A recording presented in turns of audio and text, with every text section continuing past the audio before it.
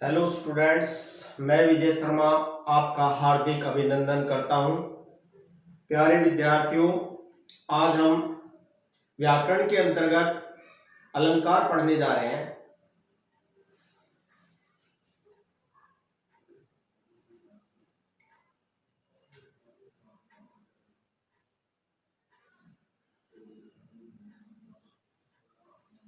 अलंकार शब्द का शाब्दिक अर्थ होता है आभूषण या गहना। क्या अर्थ होता है?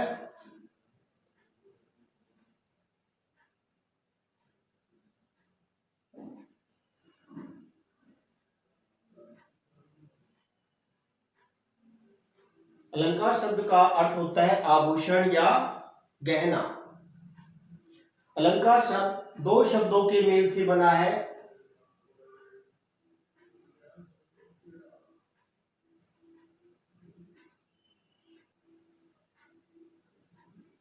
अलम प्लस कार।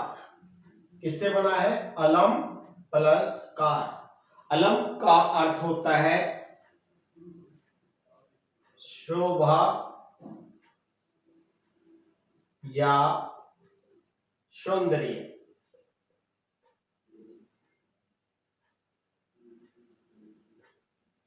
कार का अर्थ होता है करने वाला।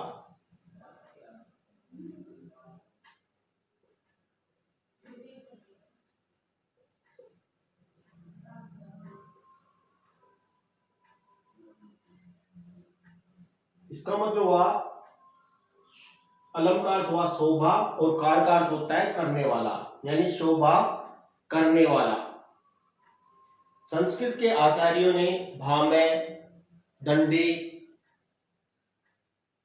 आदि आचार्यों ने अलंकार का अर्थ शोभा करने वाला माना है, लेकिन हिंदी के आचार्यों ने अलंकार का अर्थ शोभा बढ़ाने वाला भी माना है।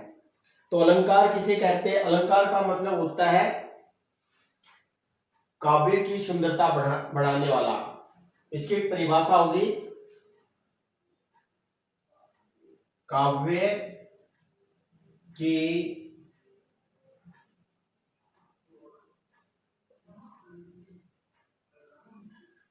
की सुंदरता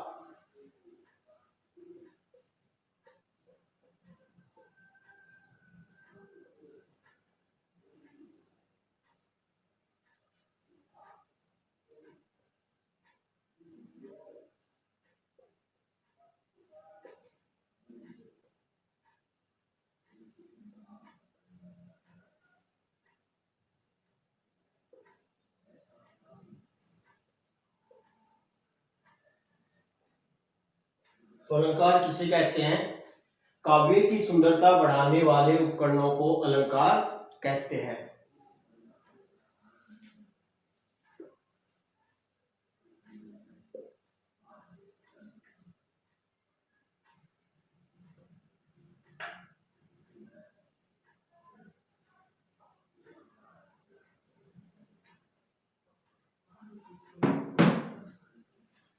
तो अलंकार किसे कहते हैं? काव्य की सुंदरता बढ़ाने वाले उपकरणों को अलंकार कहते हैं। नारी की सुंदरता आभूषणों से बढ़ती है। अगर सामान्य नारी आभूषण धारण कर लेती है तो उससे उसकी सुंदरता और अधिक बढ़ जाती है। इसी प्रकार काव्य की सुंदरता अलंकारों से और अधिक बढ़ जाती है। तो हम जानते हैं अलंकार कितने प्रकार के होते हैं। अलंकार का वर्गीकरण दो आधार पर किया गया है। नंबर 1 शब्द अलंकार।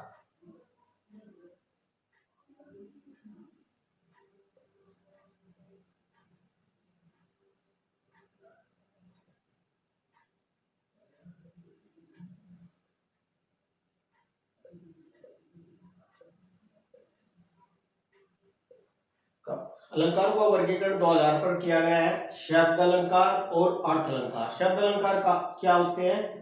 जहां पर काव्य की सुंदरता शब्दों के द्वारा बढ़ती है उसे शब्द अलंकार कहते हैं। शब्द अलंकार में अनुप्रास,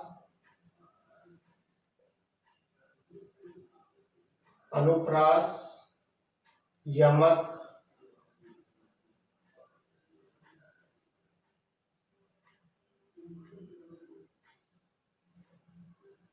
अनुप्रास, यमक और श्लेष ये शब्द अलंकार के अंतर्गत आते हैं। दूसरा होता है अर्थ अलंकार, जहां पर काव्य की सुंदरता अर्थ के माध्यम से बढ़ती है, अर्थ के द्वारा बढ़ती है, उसे अर्थ अलंकार कहते हैं। अर्थ अलंकार के अंदर उपमा, रूपक, उत्प्रेक्षा,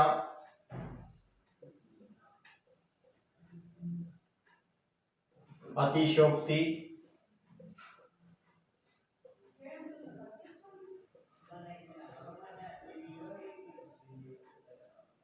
मानवीकरण।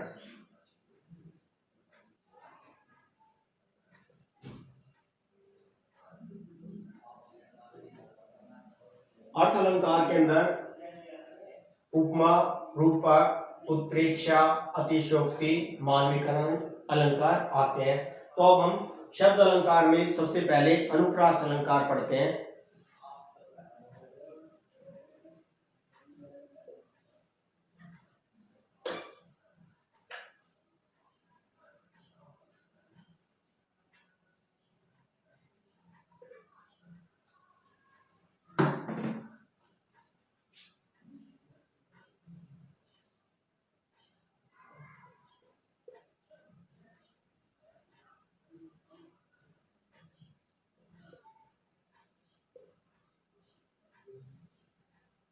अनुप्रास अलंकार किसे कहते हैं? समान वर्णों की आवर्ती को अनुप्रास अलंकार कहते हैं। जब एक वर्ण एक से अधिक बार आते हैं तो वहां पर अनुप्रास अलंकार होता है। अनुप्रास अलंकार दो प्रकार के होते हैं, वर्णानुप्रास,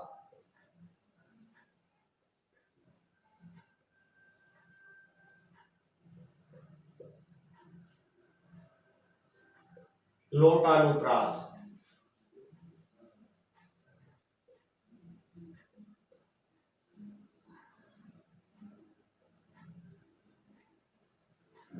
लोटानुप्रास को शब्दानुप्रास भी कहते हैं।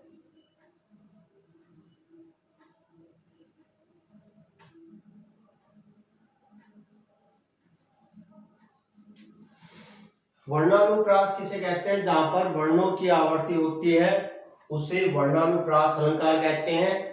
लोटानुप्रास जहां पर शब्दों की आवर्ती होती है उसे लोटानुप्रास या शब्दानुप्रास कहते हैं। तो हम उदाहरण के माध्यम से अनुप्रास अलंकार समझते हैं। जैसे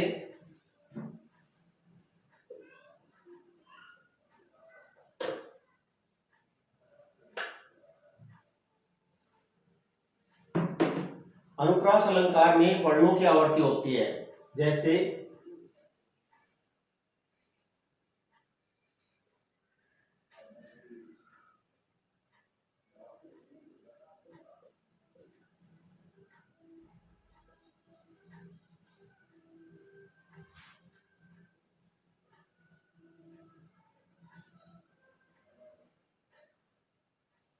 देखिए उदाहरण से, रघुपति राघव राजा राम, यहां पर रै वर्ण की आवृत्ति होगी, रै वर्ण यहां पर आया, रघुपति राघव राजा राम, तो यहां पर रै वर्ण बार बार आ रहा है, इसलिए यहां पर अनुप्रास अलंकार है।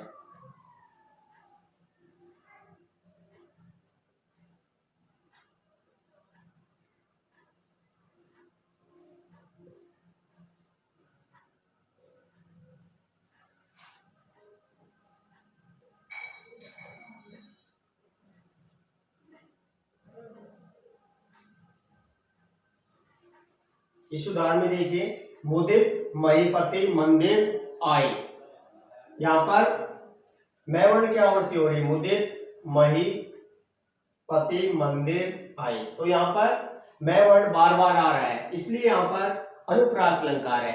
अनुप्रास अलंकार में वर्ण प्रारंभ में भी आ सकते हैं, मध्य में भी और अंत में भी आते हैं। जैसे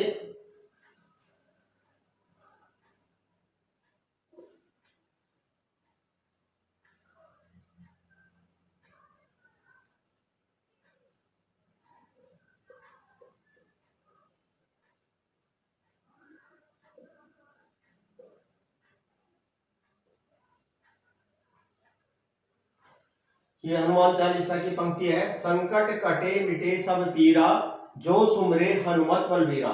इस पंक्ति में देखिए यहाँ पर जो ट वर्ण आया है ये अंत में आया है।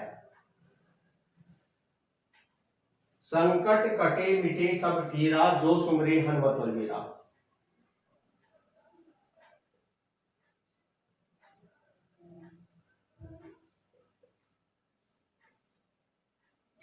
अब जानेंगे यमक अलंकार किसे कहते हैं। जब एक शब्द एक से अधिक बार आता है और उसका अर्थ भी भिन्न होता है यानी अलग होता है, वहां पर यमक अलंकार होता है। यानी एक शब्द एक से अधिक बार आता है और उस शब्द का अर्थ भी अलग होता है, तो वहां पर यमक अलंकार होता है। जैसे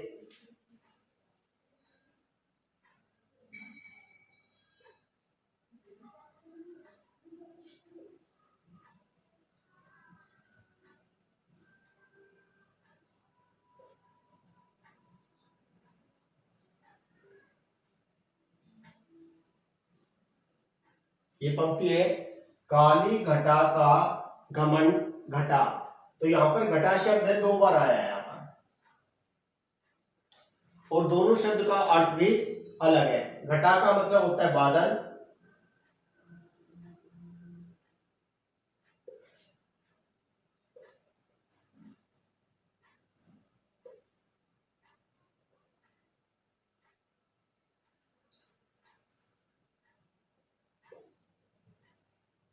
दूसरे अर्थ में घटा का मतलब होता है कम होना।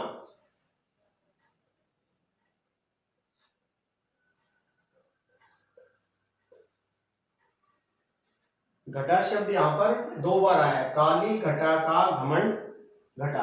आकाश के अंदर काली घटा छाई हुई है और उससे काली घटा का घमंड, घटा का मतलब कम होना। तो घटा शब्द का अर्थ 2 बार प्रयुक्त हुआ है। घटा का मतलब बादल और घटा का मतलब कम होना। दूसरे उदाहरण से समझिए।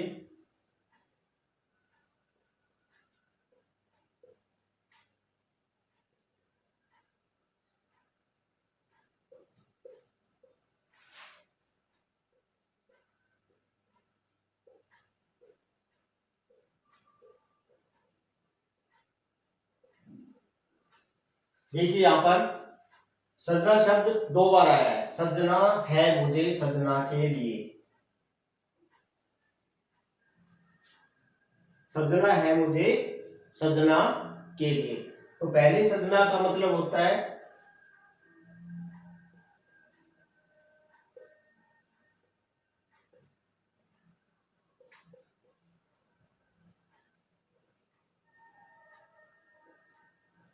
पहले सजना का अर्थ हुआ श्रृंगार करना, और दूसरे सजना का अर्थ होगा पति या स्वामी।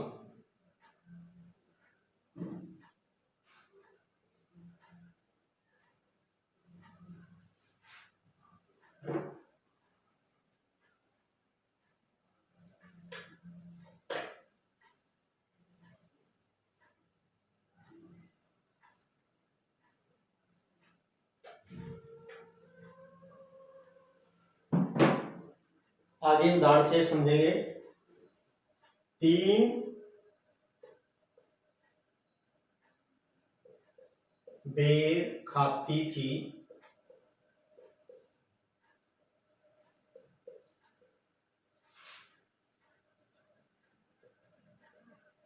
वह 3 बेर खाती है।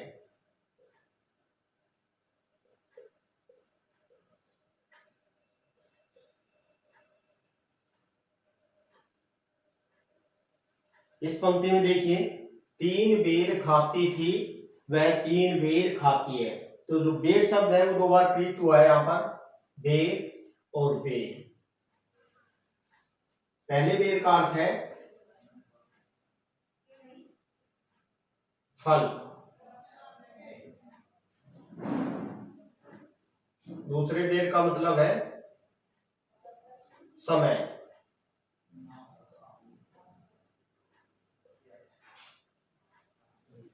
इसका अर्थ अलग अलग होगा। 3 बेर खाती थी, वह 3 बेर खाती है। बेर का मतलब वो 3 बेर के 3 फल खाती थी, लेकिन अब वो तीन समय में बेर के 3 फल खाती है।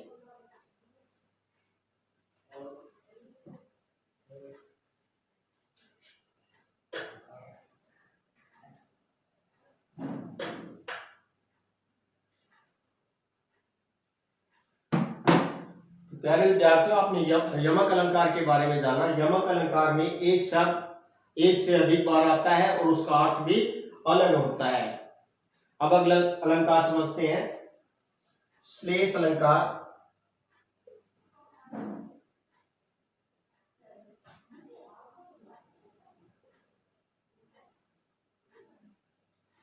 श्लेष का मतलब होता है चिपकना।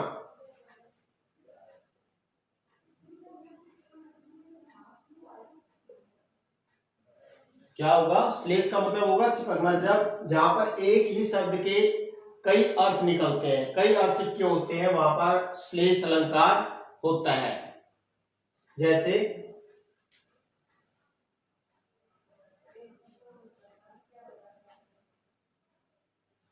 जैसे मंगन,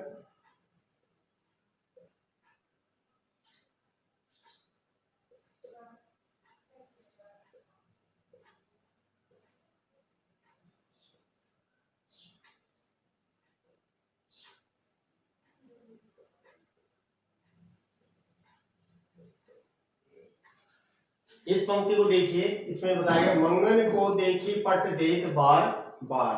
यहां पर पट शब्द आया है, एक शब्द है, इसी के कई अर्थ निकलते हैं। जैसे पट का मतलब होता है दरवाजा, और पट का मतलब होता है वस्त्र।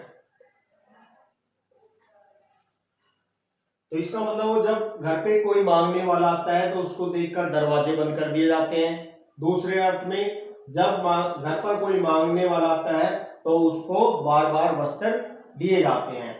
तो यहाँ पर एक ही शब्द के 2 अर्थ निकल रहे हैं, इसलिए यहाँ पर श्लेष अलंकार है।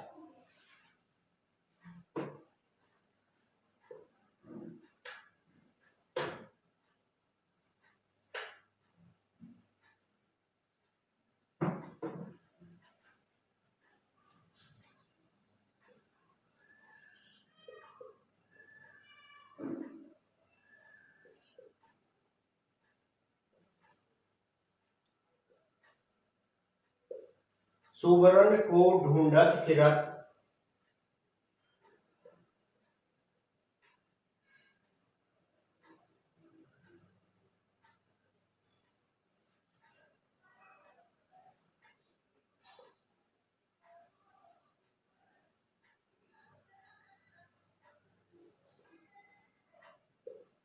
इस पंक्ति में देखिए, सुवर्ण को ढूंढत फिरत कवि व्यभिचारी चोर। तो यहाँ पर सुवर्ण शब्द के 3 अर्थों में प्रयुक्त हुआ है। यहाँ पर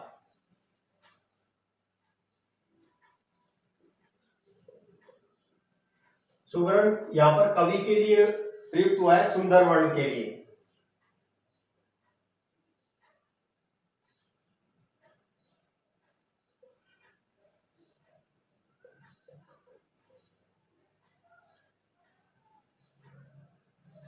सुवर्ण यहाँ पर कवि के लिए हुआ प्रयोग, सुंदर वर्ण के लिए। दूसरा, सुवर्ण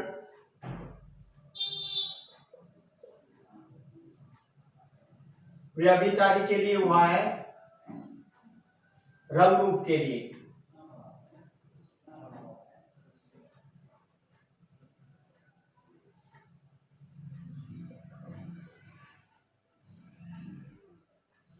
सुवर्ण को ढूंढत फिरत कवि व्यभिचारी। व्यभिचारी का मतलब चोर डाकू।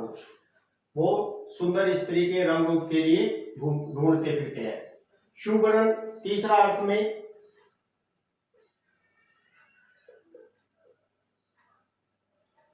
चोर के लिए। चोर के लिए यहां पर सुवर्ण का अर्थ हुआ है सोना।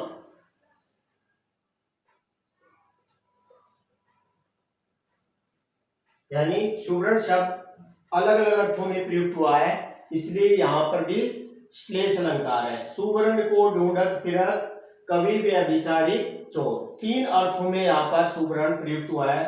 शुभरण कवि के लिए, सुंदरवन के लिए, व्यभिचारी के लिए, सुंदर स्त्री के लिए, रंगरूप के लिए, और चोर के लिए, शोना के लिए प्रयुक्त हुआ है।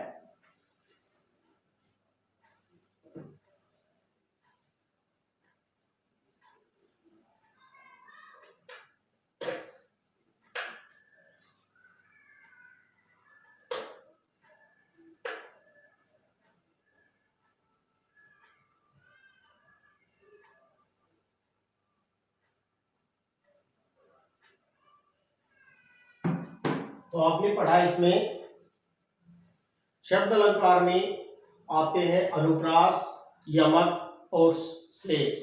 तीनों अलंकारों के बारे में आपने समझा। अब हम पढ़ते हैं अर्थ अलंकार के अंदर उपमा अलंकार।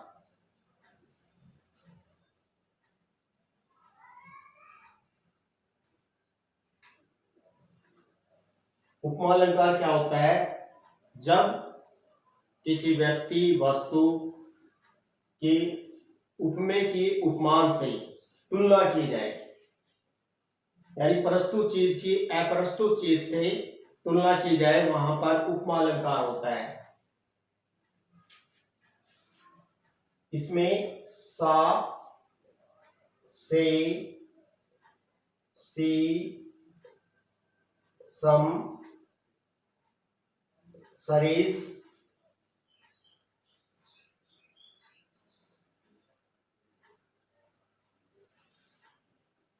सा, से, सी, सम, सरिस, समान,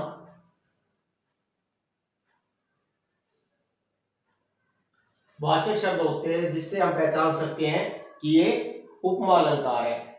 यानी उपमेय की उपमान से, यानी प्रस्तुत की अप्रस्तुत से गुण, दोष आदि के आधार पर तुलना की जाती है। जैसे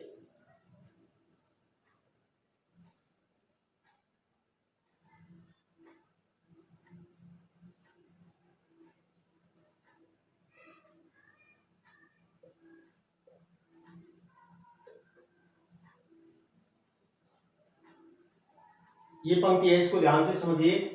पीपर, पात, सरिस, मन, डोला, यानी मन की तुलना पीपल के पत्ते से की गई है।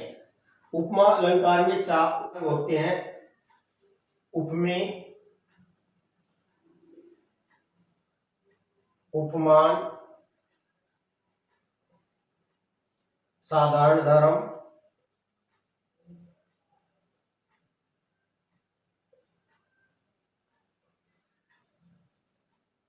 वाचक शब्द।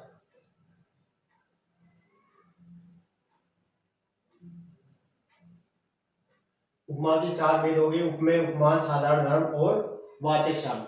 तो इसमें हम देखेंगे पीपर, पात, सरिस, मन, डोला। इसमें चार अंक कौन कौन से हैं? मन, मन शब्द क्या है? उपमेय।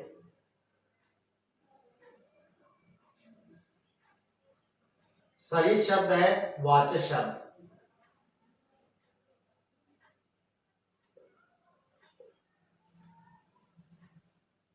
और डोला क्या है? साधारण धर्म।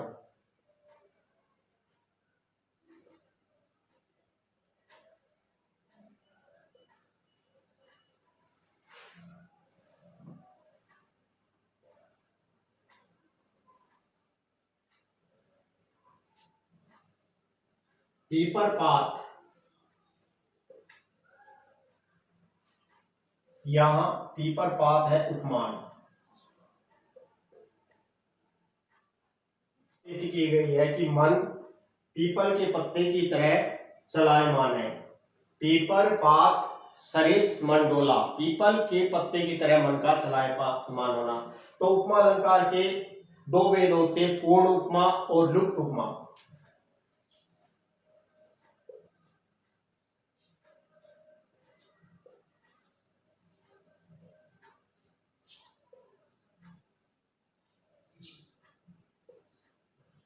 पूर्ण उपमा क्या होता है? किसे कहते हैं? जिसमें चारों अंग होते हैं: उपमेय, उपमान, वाचक शब्द और साधारण धर्म। चारों अंग होते हैं वहां पर पूर्ण उपमा अलंकार होता है। लुप्त उपमा, जहां पर एक अंग गायब होता है, उसे लुप्त उपमा कहते हैं। जैसे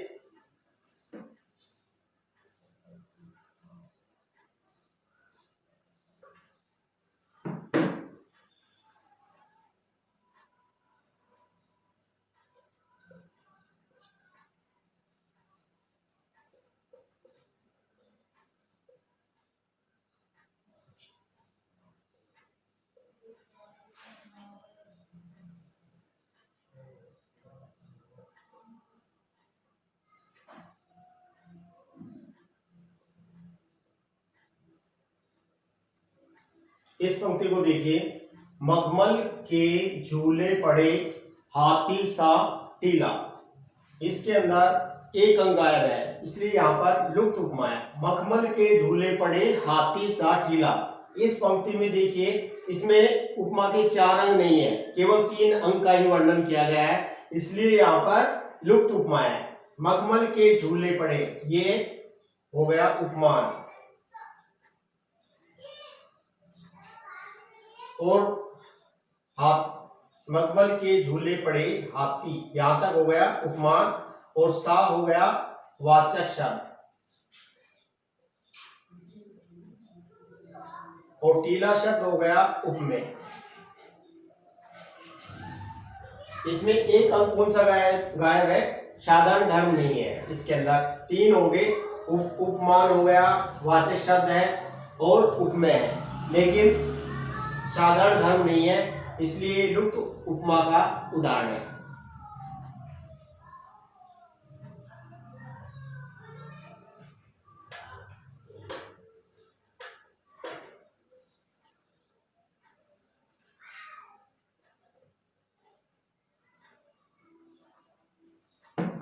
तो प्यारे विद्यार्थियों, उपमा अलंकार की पहचान कैसे करेंगे? इसके अंदर सा, से, सी, सम, सरीस, समान शब्द आते हैं, तो इससे हम पहचान कर सकते हैं कि ये उपमा अलंकार है। जैसे हाय फूल सी कोमल बच्ची, हुई राख की थी डेरी। तो यहाँ पर वाचक शब्द कौन सा आया है? सी शब्द आया है। तो इस तरह से हम उपमा अलंकार की पहचान कर सकते हैं। अब हम आगे अलंकार समझते हैं।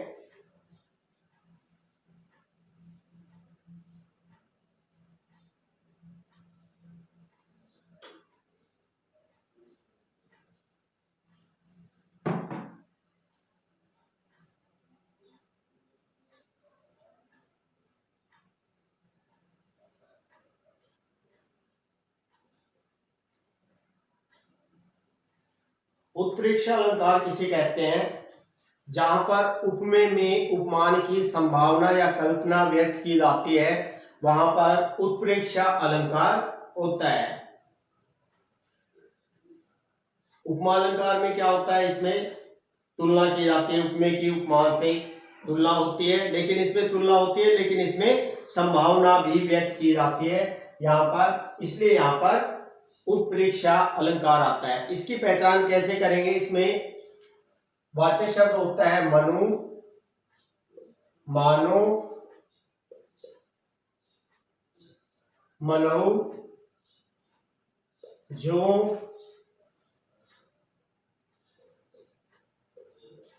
जैसे, जनऊ। अगर ये शब्द आते हैं तो इससे हम पहचान कर सकते हैं कि यहाँ पर उत्प्रेक्षा अलंकार है। उदाहरण के माध्यम से समझेंगे। जैसे उस काल के मारे,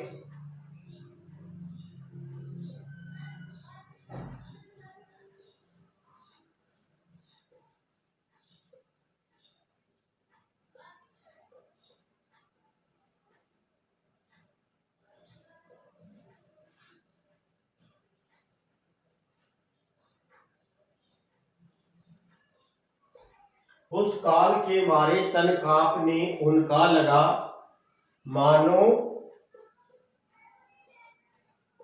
मानो हवा के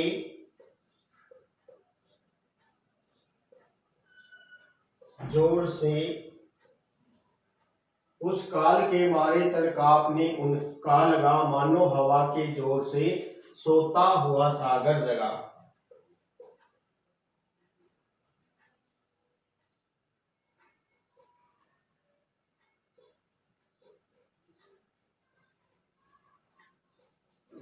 तो इसमें पहचान करने की, अगर इसमें मानो शब्द आया है, इससे ये पता चल रहा है कि यहाँ पर उपमेय में उपमान की संभावना व्यक्त की गई है। तो यहाँ पर उत्प्रेक्षा अलंकार है। दूसरे उदाहरण से समझते हैं।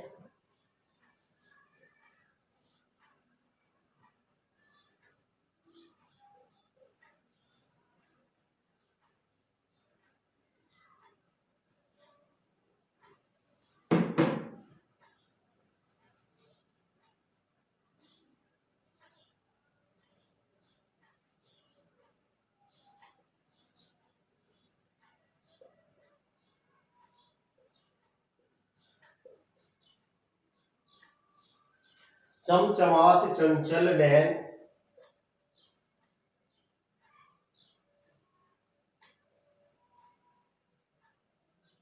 बीच घूंघट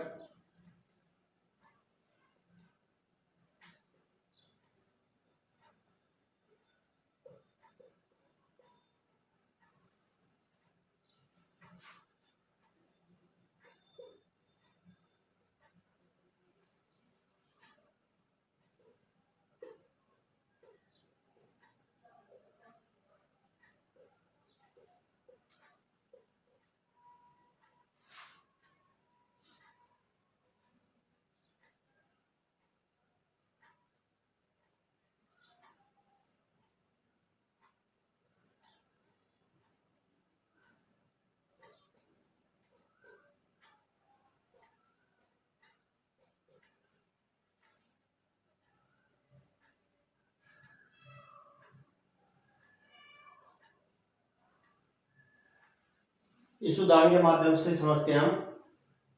चमचमात चंचल नयन, बीच घूंघट पट झीन, मानहु सुर सरिता विमल जल, जुग उछरत मीन। तो इसमें संभावना व्यक्त की गई है। किसी नायिका ने इतना पतला दुपट्टा ओढ़ा हुआ है, चमचमात चंचल नयन, तो उसके अंदर से, उस घूंघट के अंदर से उसके जो नेत्र है, नयन है, वो ऐसे दिखाई दे रहे हैं जैसे समुद्र के जल के अंदर दो मछलियां उछल रही हैं। तो यहाँ पर कवि ने संभावना व्यक्त की गई है, इसलिए यहाँ पर उत्प्रेक्षा अलंकार है।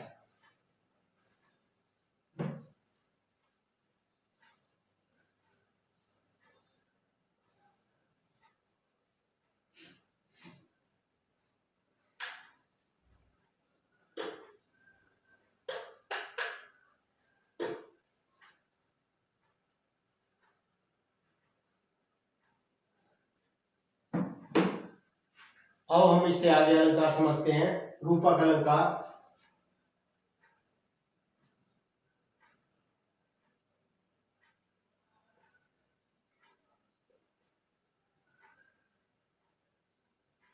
रूपक अलंकार किसे कहते हैं? जहां पर उपमेय में उपमान का अभेद आरोपित किया जाता है, उसे रूपक अलंकार कहते हैं। यानी उपमेय को ही उपमान मान लिया जाए, वहां पर रूपक अलंकार होता है। जैसे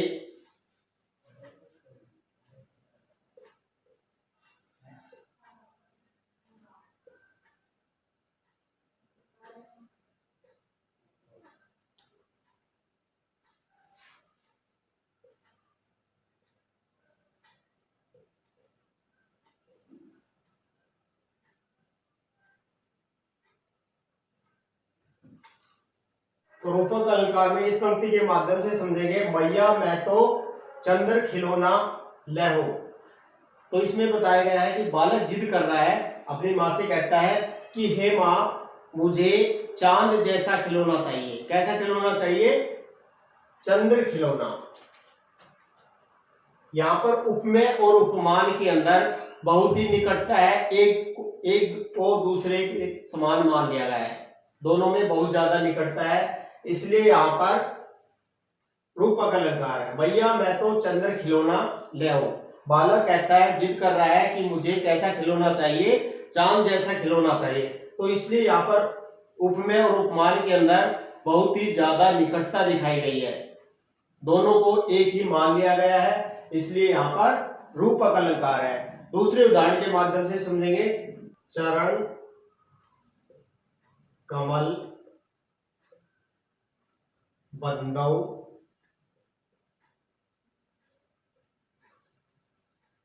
हरे राय।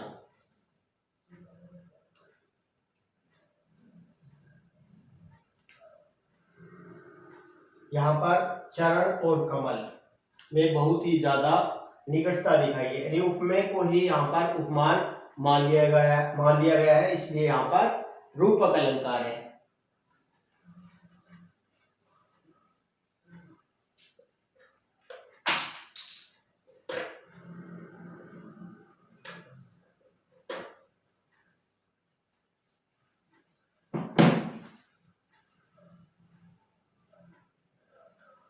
इससे आगे अलंकार समझते हैं। अतिशोक्ति अलंकार।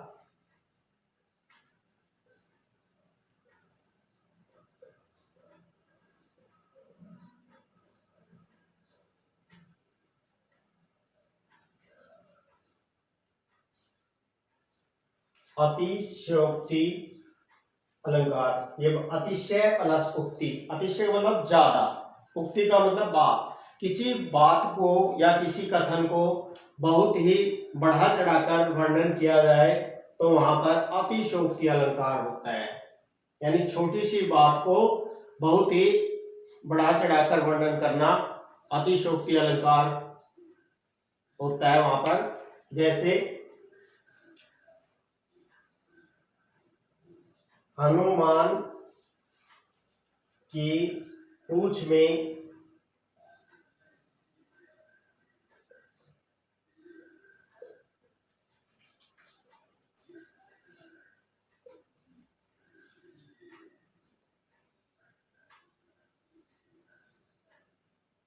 हनुमान की पूंछ में लगन न पाई आग, लंका सारी जल गई,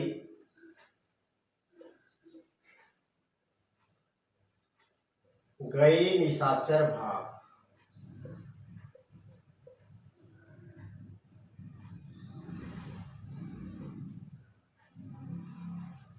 इसमें बताया गया है कि छोटी सी बात है कि हनुमान की पूंछ में लगन ना पाई आग और लंका सारी जल गई, गए निशाचर भाग।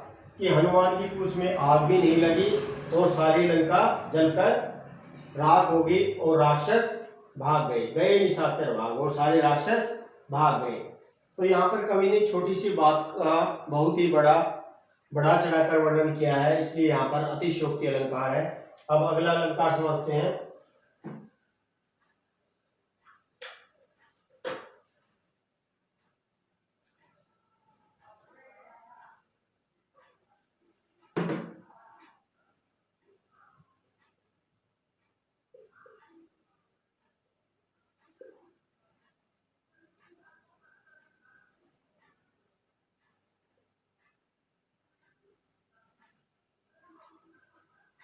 मानवीकरण का अर्थ होता है मनुष्य को, मानवी यानी मनुष्य की, जहां पर मनुष्य की भावनाओं को प्रकृति के रूप में चित्रित किया जाता है वहां पर मानवीकरण अलंकार होता है, या उसे मानवीकरण अलंकार कहते हैं।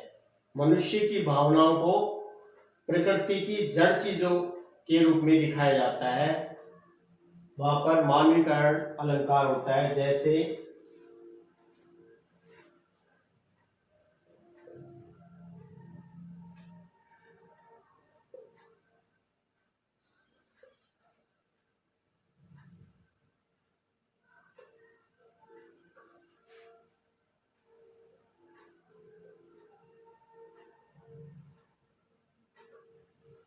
इस पंक्ति में देखिए, मेघ आए बन ठन के सवर के, यानी यहां पर कवि ने मेघ मतलब बादल को किसके रूप में चित्रित किया गया है, मेहमान के रूप में, अतिथि के रूप में दिखाए।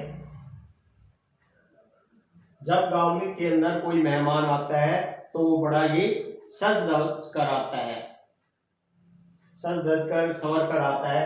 तो यहाँ पर कवि ने बादलों का मानवीकरण किया है, यानी बादल को मनुष्य के रूप में दिखाया है, इसलिए यहाँ पर मानवीकरण अलंकार है।